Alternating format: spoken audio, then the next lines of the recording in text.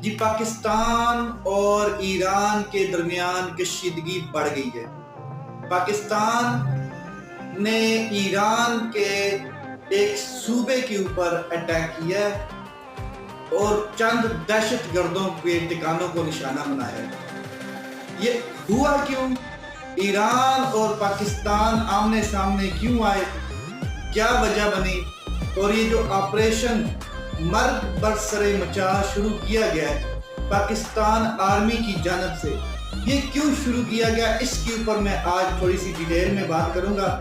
اس کے علاوہ پلان سی بھی تیار ہے، پلان ڈی بھی تیار ہے اور بہت سے پلان تیار ہیں۔